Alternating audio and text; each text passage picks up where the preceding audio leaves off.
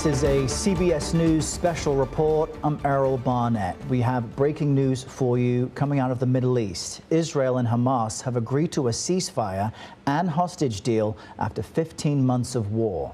This deal comes after many months of negotiations brokered through the U.S., Egypt and Qatar. This chapter of the conflict began, you may remember, when Hamas orchestrated a terror attack on Israeli soil back in October of 2023. That killed 1,200 and they took another 250 people hostage. Nearly 100 hostages are still inside Gaza and at least a third are believed to be dead. Now, the Hamas-led attack also led to an Israeli military invasion into Gaza that killed more than 46,000 Palestinians. We want to bring in Face the Nation moderator and our chief foreign affairs correspondent, Margaret Brennan, who has been working the phones to get the latest information on this. Margaret, tell us, what is part of this agreement? This is a breakthrough deal, as you just described it. It's also going to be incredibly difficult to implement. But what it could mean is that as soon as this weekend, as soon as Sunday, you could see hostages released from Gaza, handed over by Hamas back to Israel. We will be watching to see the implementation of this. What we know is that on paper, Hamas and Israel have agreed to a deal that has multiple stages. The first phase, perhaps the most important, particularly to some of those American families who have been waiting to see their loved ones return. This is a 42-day implementation during which 33 of those hostages, some alive, some status unconfirmed, would be released in small numbers, during which time we would also see some redeployment of troops. We would also see aid go into Gaza, aid that is very much needed as famine-like conditions exist inside. Israel controls the entire security perimeter of that Palestinian territory, which is so embattled. What we know is that this announcement is expected to come in Doha, Qatar. That's because it is Qatar, a U.S. partner, and the United States that have forced this deal to come together. The U.S. pressing the Netanyahu government, Qatar and Egypt pressing Hamas to get to this deal today. It has been negotiated with the agreement of the brother of Yahya Sinwar, the architect of that brutal assault on Israel that you described. His brother signed off on this deal, I am told, by high-level U.S. and local sources who say this means it's official. Even just within the past hour, Errol, this thing could have fallen apart. But there are planning, as you saw there, I think, pictures there of a press conference being put together where the details will be released. But the bottom line here is, of the hostages that were taken, 7 of them still in captivity are U.S. citizens. 3 of them assessed to be alive. We will have to see if this deal is fully implemented, meaning this is little by little, a few hostages, movement on each side. If all the steps go through and this is fully implemented, they could see the return, for example, of 64-year-old Keith Siegel, Idan Alexander, a U.S. citizen, Sagi Chen. We'll be watching for that, as well as the remains of some of the hostages that remain in Hamas captivity. Errol, this is really striking because it comes in the final days of the Biden administration. It was President Biden who sent his diplomatic team saying, get this done. In fact, U.S. negotiator Brett McGurk has been there for the better part of a month trying to get negotiations closed. And what's so fascinating here is he had assistance from Donald Trump's Middle East envoy, Steve Witkoff. And I am told by sources in the region and U.S. officials that they were working really as a team representing the United States, pressing Israel to agree to concessions, pressing Israeli Prime Minister Netanyahu to agree to these concessions. In the next few days, this will be critical. Back in Israel, because it is a democracy and they have a process for that, the deal will still have to be agreed to by the cabinet. It will still have to go before the Knesset. And one thing to watch here that could really lead to political blowback, and I know our Rami Inocencio is in the region watching this, is the names of the Palestinian prisoners who will be released. There are a number of Palestinians who are part of this deal who have been in Israeli detention facilities for some time. As their list of names is made public, we could see court cases challenging the release here. So there is a process here that could make this very difficult in just the next 48 hours. But the U.S. at this point believes they have gotten Israel and Hamas over the finish line here with the assistance of Qatar and Egypt. And for Joe Biden in the final days of his administration, this is the deal that he was really wanting to see to bring to end such an incredibly bloody war that has killed over 47,000 Palestinians in Gaza, that has upended the entire Middle East and also weakened one of the biggest adversaries of the United States in the Middle East, Iran. But we will be watching this carefully to see implementation follow through. But a big diplomatic win for him just to get to this point. Now we have to watch the implementation of it. Margaret Brennan laying out the headline here on a breakthrough ceasefire deal agreement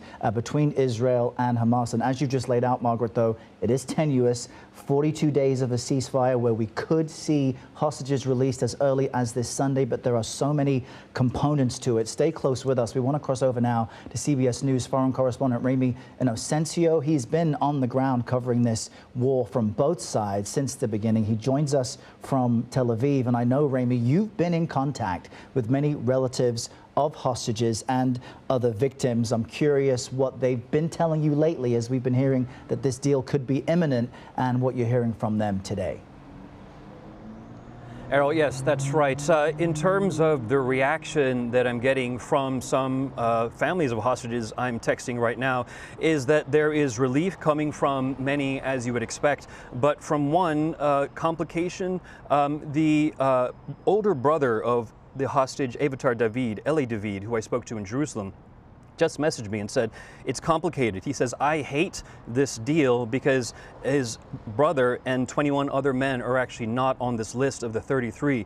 Of course, he is hoping that there's a comprehensive deal here, but this is showing the cynicism that people have been thinking about when it comes to Hamas in its dealings with Israel. The relief, no doubt, that many people are feeling here, mixed with, you would imagine, emotional torture, if you will, over the past 466 days, ever since the events of October 7, 2023. You can also imagine that this is not just one generation. We're talking generational trauma here, from hostages as young as 1-year-old to hostages as old as 85 years old.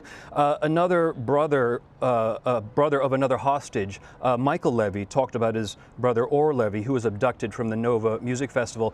You know, I asked him, how does he keep hope alive? He said that's the only thing that he can actually hold on to.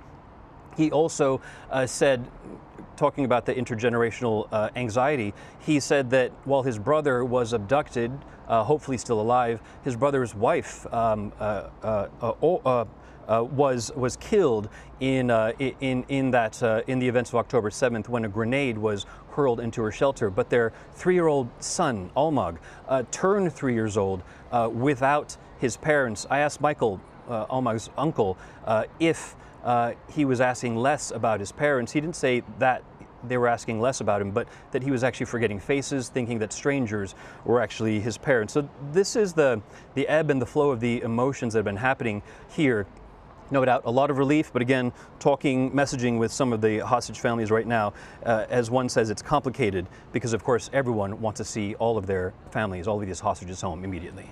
And that's understandable. And Ramy, you made a point about these first 33. We understand, according to details from earlier today, that would include women, children, and older hostages. Margaret Brennan mentioned Keith Siegel among them. He's an Israeli American. CBS News spoke with his wife. I spoke with his wife, Aviva, months ago. She's 63 now. He's 64. And while she was a hostage and released a month later during the first hostage release, you know, she worries about his psychological state, which is so understandable. Can you give us a quick update on the latest on the fighting? Because that, of course, has continued this entire time.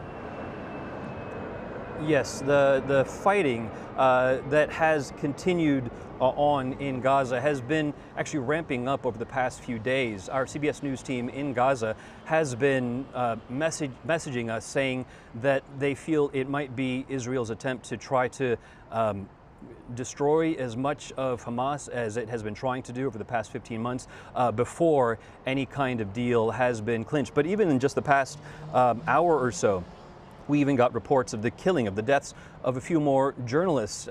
Tragic in that this has happened just as this deal has been reached. But when you look across the whole entire 15 months, the death toll from the Hamas-run health ministry is pushing 47,000 people over nearly 470 days. You can do the math there. So many people losing their lives, men, women, and children. We have been talking about the hostage families. And to your question, it is so important to look across just miles south of where I'm standing here in Tel Aviv, with the devastation, with the destruction that you are seeing on your screens right now that have been continuing in Israel's avowed promise to destroy Hamas, still very much clearly intact as we see them very apparent in negotiations that have finally, as we see, come to the ceasefire right now. Rami Inocencio giving us the latest from Tel Aviv on this breaking news. Rami, thank you. And we are standing by for a press conference update of sorts out of Qatar. This Gulf nation helped mediate this deal. As soon as that happens, we'll bring you updates. But let's first cross to our CBS News national security contributor, Sam Vinograd. She served as former Assistant Secretary for Counterterrorism at the Department of Homeland Security. Sam, we understand this agreement, as significant as it is, will take place in phases. But what can you tell us about how we got here? Because it's not necessarily a slam dunk guarantee. We've almost gotten here before. We've been close to a deal, but over the 15 months since Hamas brutally attacked Israel, the negotiating positions of both parties have shifted. We have to remember that Hamas senior leadership has been decimated. Close to 47,000 people in Gaza have been killed, and conditions have deteriorated significantly. On the Israeli side, Prime Minister Netanyahu feels more strongly that he has accomplished his military objectives in Gaza and has been under enormous pressure to bring hostages home. So over the 15 months of this conflict, the sense of mission achievable as well as the underlying negotiating positions of both parties has understandably shifted, Errol. Sam Vinograd helping us understand how fast-moving developments helped us get here. Sam, thank you for that. And to recap for our viewers this breaking news, Israel and Hamas have agreed to a ceasefire and hostage deal after 15 months at war. CBS News has learned this breakthrough calls for hostages to be released from Gaza to Israel as soon as Sunday, and Israel will completely withdraw its military presence from Gaza. Now, this historic deal comes nearly a year and a half after Hamas launched a terror attack in Israel, killing 1,200 people and taking hundreds hostage. And that, as you all know, led to an Israeli military invasion into Gaza, killing more than 47,000 Palestinians. We're also expected to finally see aid get into Gaza amid famine-like conditions there. Stay close to CBS. Our coverage continues on CBS News 24/7, your local news, and tonight on the CBS Evening News. This has been a CBS News Special Report. I'm Errol Barnett.